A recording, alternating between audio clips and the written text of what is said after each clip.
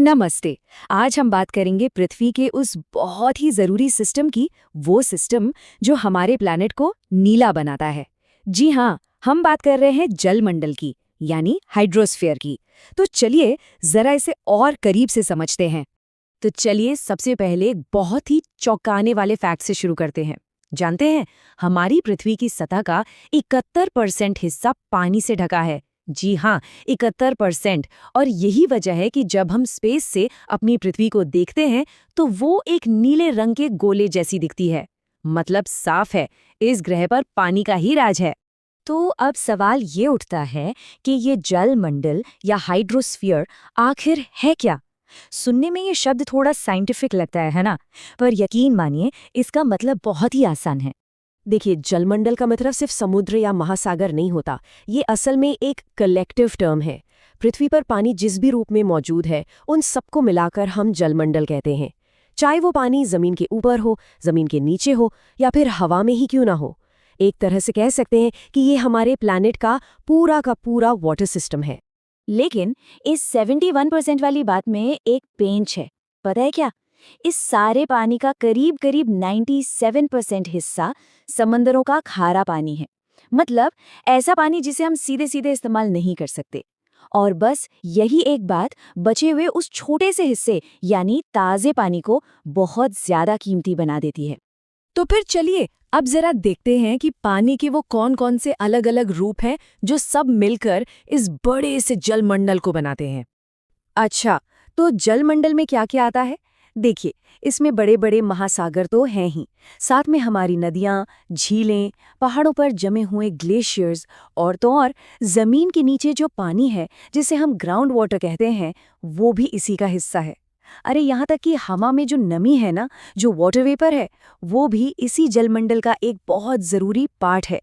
अब एक और मजेदार बात, ये जितना भी पानी है ना, ये एक जगह टिका नहीं रहता। ये लगातार एक बहुत ही पावरफुल ग्लोबल सिस्टम में घूमता रहता है। और इसी सिस्टम को हम सब जानते हैं, वाटर साइकिल या जल चक्र के नाम से। तो सवाल ये है कि आखिर ये पानी पूरे प्लैनेट पर एक जगह से दूसरी जगह घूमता कैसे है? इसका जवाब इसी वाटर साइकिल में छुपा है।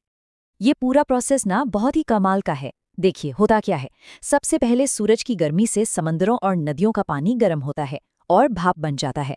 अब ये भाप हल्की होने की वजह से ऊपर उठती है। इसी को हम कहते हैं इवेपोरेशन।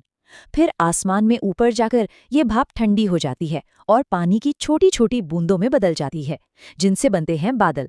इसे कहते हैं कंडेंसेशन। और फिर आखिर में जब ये बादल बहुत भारी हो जाते हैं तो ये पानी बारिश या बर्फ के रूप में वापस जमीन पर आ जाता है, जिसे हम कहते हैं प्रेसिपिटेशन। और पता है, ये साइकिल करोड़ों अरबों सालों से बिना रुके ऐसे ही चल रहा है। तो ठीक है, अब हम ये तो समझ गए कि जलमंडल क्या है और ये वाटर साइकिल कैसे काम करता है। पर अब आते हैं सबसे बड़े सवाल पर कि आखिर ये हमारे लिए इतना जरूरी है क्यों?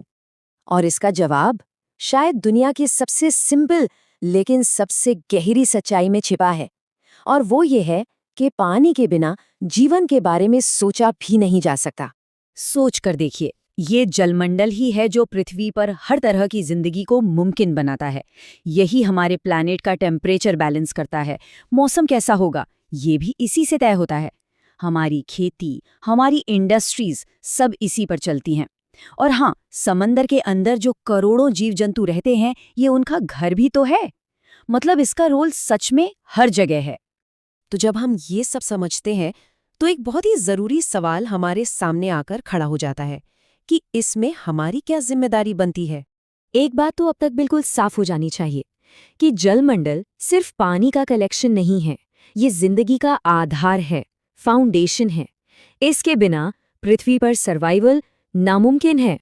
तो आखिर में बस यही एक सवाल बचता है, अगर पानी ही जिंदगी है तो हम सब मिलकर ये कैसे सुनिश्चित करें कि ये कीमती तोहफा आने वाली पीढ़ियों के लिए भी बचा रहे। इस पर हम सबको मिलकर सोचना होगा।